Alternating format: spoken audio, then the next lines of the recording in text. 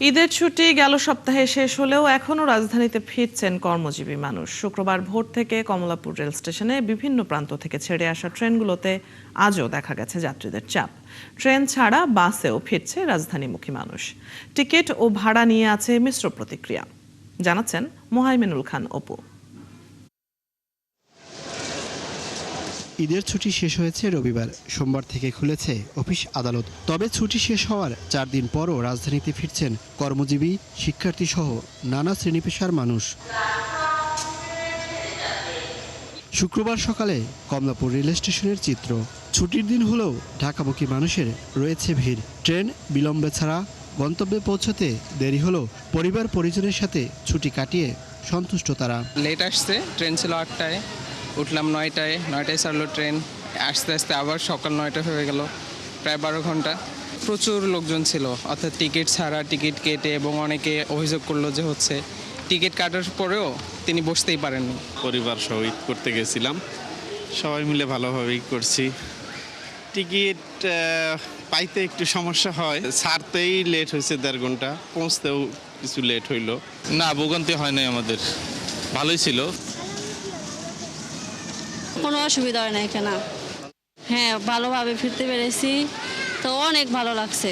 Train ছাড়াও বাসেও রাজধানীবাসী ticket পেতে ভোগান্তির পাশাপাশি ভাড়া নিয়ে জানালেন মিশ্র প্রতিক্রিয়া।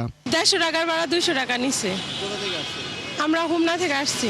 ঈদ ভালোই কেটেছে আমাদের, বাট টিকিট পেতে ভোগান্তি হয়েছে। বাট রাস্তায় অনেক জ্যাম, বাট ভাড়ার কোনো বাড়তি ভাড়া নেই। ভাড়া যেটা ছিল রিজনেবল ভাড়াই ছিল আমাদের। আগে 700 টাকা ছিল, এখনো 700 টাকা নিচ্ছে। এদিকে রবিবার খুলছে শিক্ষা প্রতিষ্ঠান, তাই একদিন হাতে রেখে আগেই রাজধানীতে আসছে শিক্ষার্থীরাও। মোহাইমিনুল খান অপু, 71, ঢাকা। লালমনিরহাটের আদিতমারীর দুর্গাপুর এবং পাটগ্রামের শ্রীরামপুর ও আউলিয়া সীমান্তে পুশিনের চেষ্টা রুখে দিয়েছে এলাকার লোকজন। জেলার 3 সীমান্তের শূন্য রেখায় অবস্থান করছে 34 জন। এদিকে চাঁপাইনবাবগঞ্জের বাঙ্গাবাড়ি সীমান্ত দিয়ে পুশিনের চেষ্টা করার 2 দিন ধরে 28 জন খোলা আকাশের নিচে অবস্থান করছে। এছাড়া নওগাঁ সাপাহার সীমান্তের শূন্য রেখায় অবস্থান করছে আরও 17 জন। সহকর্মীদের তথ্য ও ছবিতে প্রতিবেদন। লালমনিরহাটের আততমারীর দুর্গাপুর এবং পাটগ্রামের শ্রীরামপুর ও আউলিয়া সীমান্তে পুশিনের চেষ্টা রুখে দিয়েছে এলাকার লোকজন। 3 সীমান্তের শূন্যরেখায় অবস্থান করছে 34 জন। এলাকার লোকজন জানান, বৃহস্পতিবার শেষ রাতে আদতমারীর দুর্গাপুর সীমান্তের শূন্যরেখায় 12 জনকে ফেলে যায় ভারতীয় সীমান্তরক্ষী বাহিনী বিএসএফ। এ সময় এলাকার লোকজন তাদের বাংলাদেশে প্রবেশে বাধা দেয়। পরে সেখানে অবস্থান নেয় বিজিবি। একইভাবে পাটগ্রামের শ্রীরামপুর ও আউলিয়া সীমান্তের শূন্যরেখায় 10 এবং 12 জনকে রেখে যায় বিএসএফ। তারা সবাই বাংলাদেশে ঢুকতে না পেরে শূন্যরেখায় অবস্থান নেয়। 3 সীমান্তে বিজিবির কড়া টহল চলছে। এলাকার লোকজনকে থাকতে বলা হয়েছে সতর্ক অবস্থায়। যদি এভাবে আবার পুশিং করার চেষ্টা করে ইন্ডিয়া, তাহলে এটা আসলে খুব দুঃখজনক। আমরা আসলে এটা মেনে নিতে পারতেছি না, আর আমরা এটা অ্যালাউ করবো না কখনো। রাত 4:30টার দিকে জানতে পারলাম আমি অসুস্থ, যে ইন্ডিয়ান বিএসএফ 3 জন মহিলা, একটা পুরুষ, একটা বাচ্চাকে পুশব্যাক করতেছে বাংলাদেশের। আটক করার পর সীমান্ত 925 ফিলের ওই পাশে আপাতত পুশব্যাকের লোক 3 মহিলা, 1 পুরুষ, 1 বাচ্চা আপাতত আছে। এদিকে কোম্পানি কমান্ডার ও অধিনায়ক পর্যায়ে 2 দফায় পতাকা বৈঠকের পরও কমেনি চাঁপাইনবাবগঞ্জের বাঙ্গাবাড়ি সীমান্তের উত্তেজনা। এই উত্তেজনার মধ্যেই ওই 28 জন ঝোপের মধ্যে খোলা আকাশের নিচে শূন্যরেখায় অবস্থান করছেন। সকালে খাদ্যের সন্ধানে তাদের শূন্যরেখায় আম গাছ থেকে আম পাড়তে ও এদিক সেদিক ছুটতে দেখা গেছে। অন্যদিকে জনবল বৃদ্ধি সহ সীমান্তে কঠোর নজরদারি ও তৎপরতা বাড়িয়েছে বিজিবি। নতুন করে আরও সদস্য বাড়ানোর পাশাপাশি নজরদারি বাড়াতে পরীক্ষা খনন শুরু হয়েছে। আমাদের বিজিবির প্রতিরোধে তাদেরকে আমরা 16 রাইডের ওপারে ভারতের অভ্যন্তরেই রাখার জন্য সমর্থ হয়েছি। তো ইতিমধ্যে ব্যাটালিয়ন কমান্ডার পর্যায়ে পতাকা বৈঠক সম্পন্ন হয়েছে, তাদের সাথে যোগাযোগ হয়েছে। এদিকে নওগাঁ সাপাহার সীমান্তে হাপানিয়া ও খোলমুডাঙ্গা সীমান্তের শূন্যরেখায় 17 জনকে রেখে যায় বিএসএফ। 16 বিজিবি নওগাঁ ব্যাটালিয়নের অধিনায়ক লেফটেন্যান্ট কর্নেল মোহাম্মদ আরিফুল ইসলাম মাসুম এ তথ্য জানান। হাসিবা আলী বর্ণা, 71।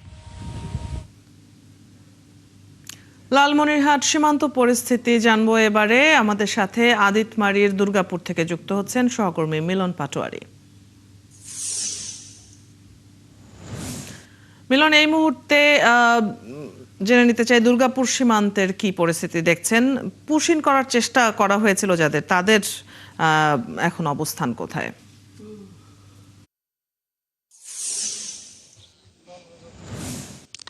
অদিতি, দুর্গাপুর সীমান্তে যে 11 জন পুশিন সহকারে লালমনিরহাট জেলায় 34 জনকে পুশিনের চেষ্টা করা হয়েছিল, তারা নো ম্যাচ ল্যান্ডে রয়েছে। আমি এখন অবস্থান করছি যেটা দুর্গাপুর সীমান্তের 925 নম্বর মেন পিলার, 925 নম্বর মেন পিলারের বাংলাদেশ অংশে। তা আমরা যদি দেখাই যে ভারতীয় অংশের যে সমস্ত লোকদেরকে পুশিন করা হয়েছে তাদেরকে রাখা হয়েছে নো ম্যাচ ল্যান্ডে রয়েছে, তারা অবস্থান করছে। এবং নো ম্যাচ ল্যান্ডে অবস্থান করার কারণে তাদের মধ্যে একটা মানবতা জীবনযাপন করছে এবং দুপুরের খাদ্য পানি, এবং যেহেতু মহিলা রয়েছে এবং শিশু রয়েছে, এই মহিলা এবং শিশুদেরকে তাদেরকে যে নো ম্যাচ ল্যান্ডে যে তাদের মাঝে খাদ্য অভাব, এবং বিশেষ করে মহিলাদের ক্ষেত্রে বাথরুম সহকারে বিভিন্ন তাদের যে সমস্যা দেখা দিয়েছে। তবে বিজিবির পক্ষ থেকে প্রায় বিভিন্ন স্থানে অবস্থান নিয়েছে, বিএসএফও কঠোর অবস্থান নিয়েছে। লালমনিরহাট সীমান্তে যদি দেখে যে ভারত অংশে হচ্ছে 925, বাংলাদেশ অংশে হচ্ছে 925, তবে এই সীমান্তে উত্তেজনা রয়েছে শুধু লালমনিরহাট না, এছাড়াও যে পাটগ্রাম রয়েছে, বাউড়া রয়েছে। এবং মিলন, আপনি খবর রাখছেন নিশ্চয়ই, এ বিষয়ে কোনো সিদ্ধান্ত হলে আপনার মাধ্যমে আমরা পরবর্তীতে জানবো। দর্শক, আমরা আদিতমারির দুর্গাপুর সীমান্তের খবর জেনে নিচ্ছিলাম। বেড়েই চলেছে খেলাপি ঋণের দৌরাত্ম্য এবং এখনও শীর্ষস্থানে বাংলাদেশ। বছরের প্রথম 3 মাসে 31,000 কোটি টাকা বেড়ে এর পরিমাণ এখন 5,88,000 কোটি টাকা। বিশেষজ্ঞরা জানান, আওয়ামী দুঃশাসনে ব্যাংক লুটের ফল এসে পড়েছে এই সরকারের ঘাড়ে। তারা বলেন, রাজনৈতিক সদিচ্ছা ছাড়া কোনোভাবেই খেলাপি ঋণ কমানো সম্ভব নয়। অনুপ অধিকারী তরুণের প্রতিবেদন। মার্চ শেষে 31,488 কোটি টাকা বেড়েছে খেলাপি ঋণ, দাঁড়িয়েছে 5,88,704 কোটি টাকায়। অবশ্য গত বছরের সেপ্টেম্বর শেষে খেলাপি ঋণ ছিল 6,44,515 কোটি টাকা, যা মোট ঋণের 35.73%। যেহেতু প্রাইভেট সেক্টরে ক্রেডিট গ্রোথ খুবই কম, পক্ষান্তরে ঋণ আদায় তুলনামূলকভাবে কম হয়েছে, এবং অধিক হারেই বলবো যে সুদ আরোপ হয়েছে। এই তিনটারই কম্বাইন্ড রেজাল্টই হচ্ছে খেলাপি ঋণের পরিমাণ এবং শতকরা বৃদ্ধি। বাংলাদেশ ব্যাংকের তথ্য অনুযায়ী 3 মাসে ঋণ স্থিতি বাড়ে মাত্র 3,753 কোটি টাকা। মার্চ শেষে হয় 18,24,000 কোটি টাকার বেশি। গত ডিসেম্বর পর্যন্ত মোট ঋণ ছিল 18,20,915 কোটি টাকা। এর মধ্যে 5,57,217 কোটি টাকা বা মোট ঋণের 30.60% ছিল খেলাপি। আমাদের যে খেলাপি ঋণ তার মধ্যে ব্যাড লোনের পরিমাণই হচ্ছে আপনার অ্যারাউন্ড 94%। তো এইটা দিয়ে আপনি কি করবেন? এটা তো এই ব্যাংকিং সিস্টেমকেই আসলে ব্যাংকরাপ্ট ডিক্লেয়ার করা উচিত। যারা খেলাপি বা যাদের বিরুদ্ধে ব্যবস্থা নিতে হবে তাদের সাথে যদি আপনি তাদেরকে যদি সমীহ করে চলেন, সুতরাং তারা তো আরও পেয়ে যাবে আপনাকে। সুতরাং তাদের বিরুদ্ধে কোনো অ্যাকশন নেওয়া হচ্ছে না বা ভিজিবল কোনো অ্যাকশন নেওয়া হচ্ছে না, তাদেরকে আবার সেই জামায়াদরি করা হচ্ছে। তো সুতরাং এই খেলাপি থেকে আপনি বেরিয়ে আসতে পারবেন না। তো জুলাই বিপ্লবের পর ঋণ জালিয়াতিতে জড়িত এসলমরা পলাতক, সালমান এফ রহমানও জেলে। অন্যদিকে কার্পেটের তলায় থাকা তথ্য বেরিয়ে আসছে বলেই খেলাপি ঋণের পরিমাণ এখন বেশি, বললেন এই ব্যাংক খাত বিশেষজ্ঞ। এটা সত্যি দুঃখজনক, বড় দুঃখজনক। এখানে কোনো ডিউ ডিলিজেন্স হয় নাই, কোনো KYC মেনটেন করে নাই, নো ইয়োর কাস্টমার কেউ করে নাই। এইগুলির জন্য এই প্রবলেম। ডিউ ডিলিজেন্স বলতে 5C আমরা খুব বেশি জোর দিই। তার লিকুইডিটি, তার ক্যাপিটাল, তার মার্কেট কন্ডিশন, কম্পিটিটার্স, অনেক কিছু ব্যাপার থাকে যেগুলির উপরে বেস করে একটা প্রজেক্ট করতে হয়। আনফর্চুনেটলি এগুলি যদি না হয়ে থাকে তাহলে কিন্তু প্রবলেম হবেই। 2009 সালে আওয়ামী লীগ সরকার গঠনের সময় খেলাপি ঋণ ছিল মাত্র 22,481 কোটি টাকা। আর সেই সরকার পতনের পর 2024 সালের জুন ভিত্তিক খেলাপি ঋণ 66,000 কোটি টাকা বেড়ে 2,11,391 কোটি টাকা হয়। এটা কিন্তু শেষ তলানিতে পড়ে আছে ব্যাংকিং খাত, এটা তো অত উঠে নেয় তো এত তাড়াতাড়ি। তো সেইটার জন্য আমাদের ফিউচারে ফার্স্ট স্টেপ দিতে হবে রিকভারি। অনুপ অধিকারী, তরুণ, 71, ঢাকা। আমদানি পণ্য বিনা খরচে বন্দরে রাখার নির্ধারিত সময় পার হলেও সেগুলো ছাড় হয় না, ফলে নিলামে তোলেন বন্দর কর্তৃপক্ষ। ব্যবসায়ীদের অভিযোগ, আমদানি করা পণ্যের মান যাচাই ও শুল্কায়নের নামে দুর্নীতিগ্রস্ত কাস্টমস কর্মকর্তারা ইচ্ছাকৃতভাবে জটিলতা তৈরি করছে। ফলে নির্ধারিত সময়ে তাদের পণ্য ছাড় করানো যাচ্ছে না, এতে গুনতে হচ্ছে জরিমানা। বিস্তারিত জাহিদুল ইসলামের প্রতিবেদনে।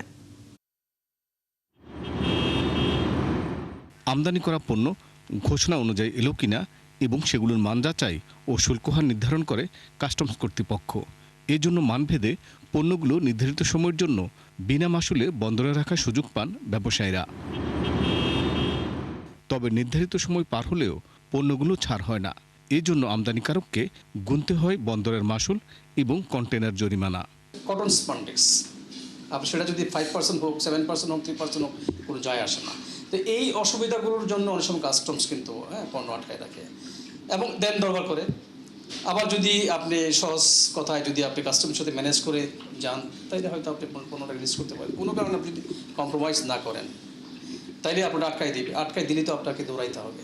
সাম্প্রতিক সময়ে বেসামরিক বিমান চলাচল কর্তৃপক্ষ এয়ারপোর্টে জট কমাতে আটকে থাকা পণ্য দ্রুত ছাড়ের জন্য ব্যবসায়ীদের চিঠি দিয়েছে।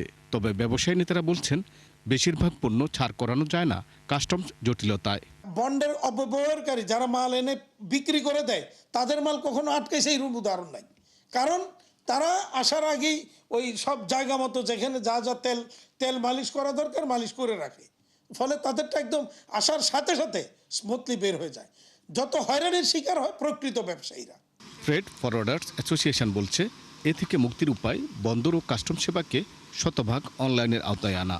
আপনার কোনো একটা জায়গায় ভুল হইলো, টাইপিংয়ে মিস্টেক হলো, এই পেপারটাকে আপনার কারেকশন করতে হলে শুরু থেকে একদম কমিশনের মধ্যে যাবে, কমিশনের কাছ থেকে আবার নিচে নামবে। অর্থাৎ it will take not less than 15 days এবং সেখানে মানিটরি ইনভলভমেন্ট তো আছেই। গেল 2 জুন এক সংবাদ বিজ্ঞপ্তিতে চট্টগ্রাম বন্দরে আটকে থাকা পণ্য নিলামের ঘোষণা দেয় জাতীয় রাজস্ব বোর্ড। পোর্ট ইউজার্স ফোরাম বলছে, বন্দর ব্যবস্থাপনায় দুর্নীতিমুক্ত করা গেলেই মুক্তি মিলবে।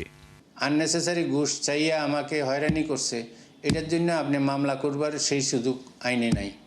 একদম কিছুই যদি না থাকে তারপরেও টাকা পয়সা দিতে হবে এবং দিতে হয়, আমরা দেই। জাতীয় রাজস্ব বোর্ডের সাবেক সদস্য বলছেন, নির্ধারিত সময় পার হলেও কাস্টমসের চিঠির মাধ্যমে মাশুল ছাড়াই বন্দর থেকে পণ্য ছাড় করানো যায়।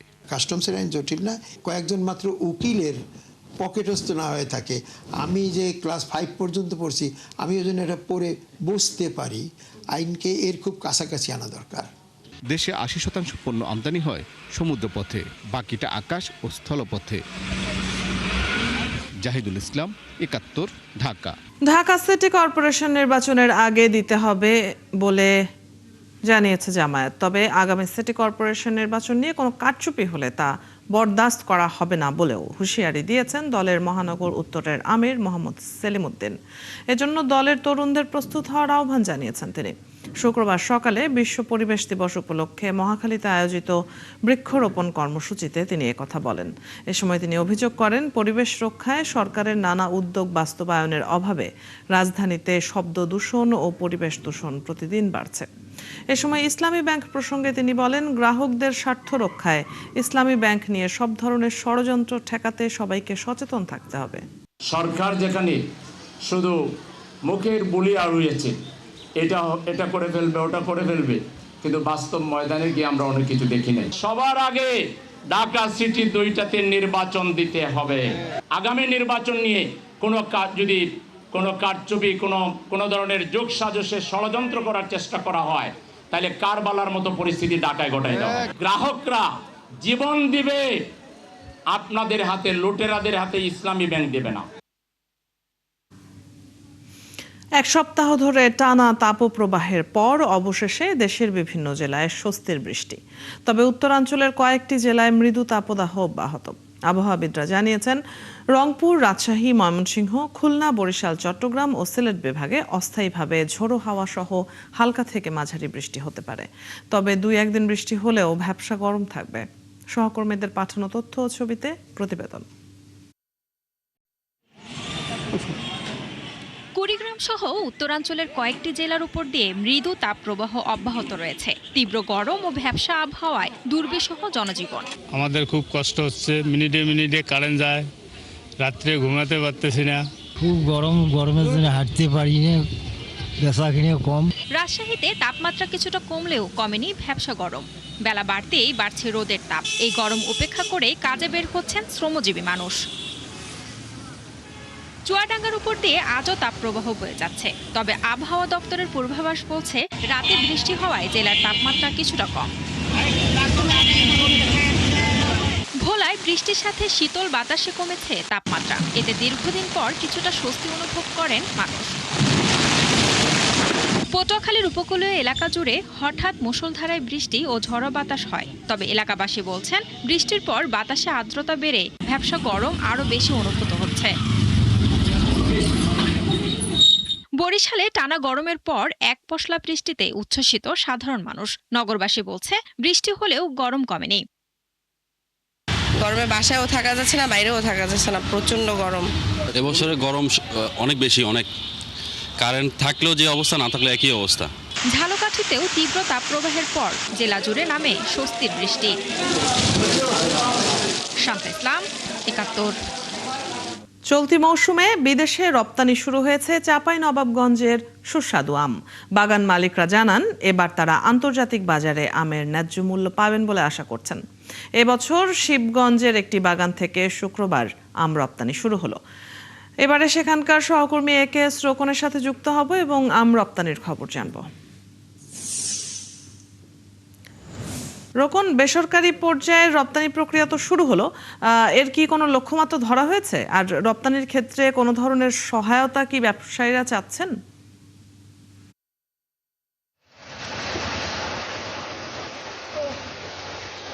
অদিতি, চাঁপাইনবাবগঞ্জ থেকে আম রপ্তানি প্রতি বছরই হয়, কিন্তু সেই রপ্তানির পরিমাণটা খুব একটা বেশি না।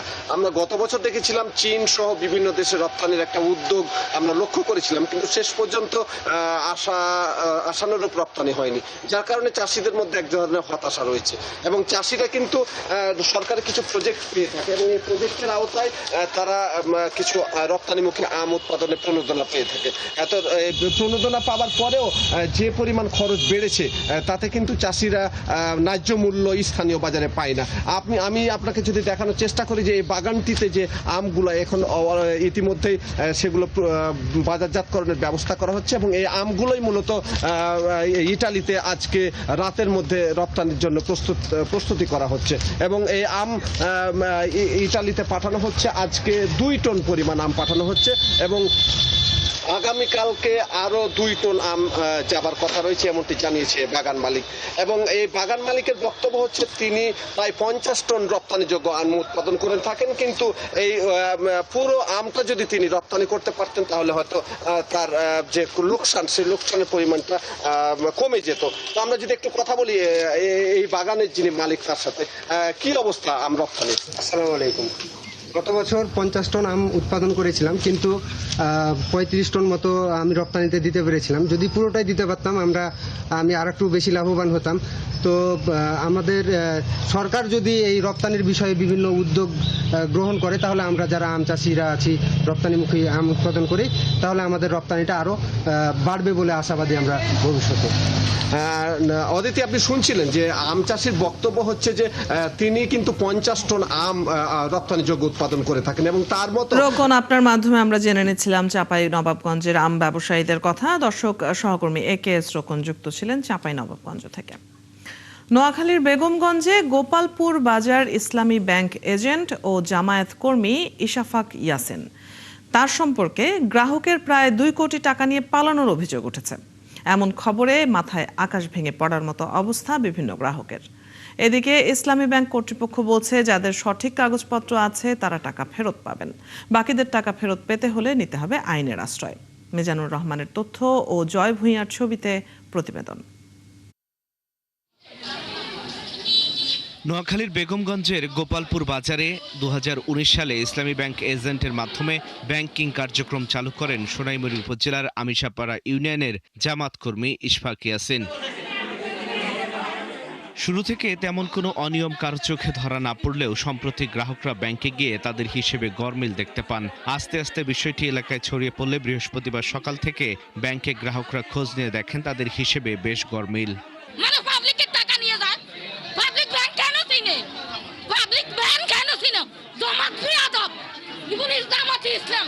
আমার স্বামী রিক্সা চালায় এসব টাকা তো আমার মেয়ে উপযুক্ত আছে, মেয়ে বিয়ে হলে লাগবো তো আমি এখানে নিরাপদ এসে এখন আবার টাকাগুলো নেই। ভুক্তভোগীরা বলছেন ইশফাক জামাতের সঙ্গে যুক্ত থাকার কারণে এলাকার মানুষের সাথে সখ্য ছিল। এই সুযোগে সে নিজের বানানো জমা স্লিপ দিয়ে গ্রাহকদের কাছ থেকে বিপুল পরিমাণ টাকা জমা নিয়ে আত্মসাৎ করেন। এখন ব্যাংক আইছি, ব্যাংক আলাদা টাকা মারি দিতে আমার ছেলে কত কষ্ট করে টাকাটা দিতে আমি টাকা লাগি বছর বছর বা কিছু করবো এই জন্য একটা আশা ব্যবসা করছি। এখন আমার টাকা ঠুকে গুলা লই এটা চলে গেছে। ফার্স্টে যে ফিঙ্গারের ছাপটা দিতাম ওইটা কোথাও আসে না, কম্পিউটারে আসে না, তখন হেরা যে হেদের আঙ্গুল দিয়ে ধরে আবার আরেক ছাপ দিত। এ নিয়ে ইসলামী ব্যাংক লক্ষ্মীপুরের চন্দ্রগঞ্জ শাখার assistant vice president Abul Bashar জানান, এরই মধ্যে ঊর্ধ্বতন কর্তৃপক্ষের সাথে যোগাযোগ করে কি পরিমাণ টাকা লোপাট হয়েছে তার হিসেব বের করা হয়েছে। ক্ষতিটা কি আছে, কি ধরনের অনিয়ম হয়েছে এগুলো আমরা একটা অ্যাসেসমেন্ট করি, করার পরে আমাদের হেড অফিস যেহেতু জানে, হেড অফিস জোনাল অফিস মিলে একটা সিদ্ধান্ত হবে, ওনার বিরুদ্ধে মামলা মোকদ্দমা হবে, ওনার এমপ্লয়ি যারা জড়িত থাকে ওদের বিরুদ্ধে মামলা মোকদ্দমা হবে, ওনার বাড়িগুলোর সম্পদ আছে, এরপর বাংলাদেশ ব্যাংকের পলিসি অনুযায়ী সিদ্ধান্ত হবে। ভুক্তভোগী কেউ টাকা ফেরত পাওয়ার জন্য মামলা করলে পুলিশ আইনগত ব্যবস্থা নেবে বলে জানিয়েছেন বেগমগঞ্জ মডেল থানার ভারপ্রাপ্ত কর্মকর্তা। কাদের কত টাকা মিসিং হয়েছে সেই বিষয়গুলো আমরা নিশ্চিত হয়ে পরবর্তীতে আপনারা অভিযোগ দিলে অভিযোগ প্রাপ্তির সাপেক্ষে ব্যাংক এগুলার সলিউশন দেবে। পাশাপাশি আমরাও আশ্বস্ত করেছি যে এই সংক্রান্তে যদি কখনো কোনো দিন কোনো সময় কোনো গ্রাহক আমাদের কাছে লিখিতভাবে কোনো অভিযোগ দায়ের করে তাহলে আমরা আইনগত ব্যবস্থা নেব। ব্যাংক সূত্রে জানা গেছে নোয়াখালীর বেগমগঞ্জের গোপালপুর ইসলামী এজেন্ট ব্যাংকে প্রায় 10 কোটি টাকা ফিক্সড ডিপোজিট এবং 3000 গ্রাহকের আরও 8 কোটি টাকা জমা আছে। আল ইমরান, 71। চলছে সংবাদ সংযোগ। সরাসরি সংবাদ ও অনুষ্ঠান দেখতে চোখ রাখুন 71-এর ফেসবুক পেজে এবং সাবস্ক্রাইব করুন 71-এর ইউটিউব চ্যানেল। থাকুন 71-এর সাথে।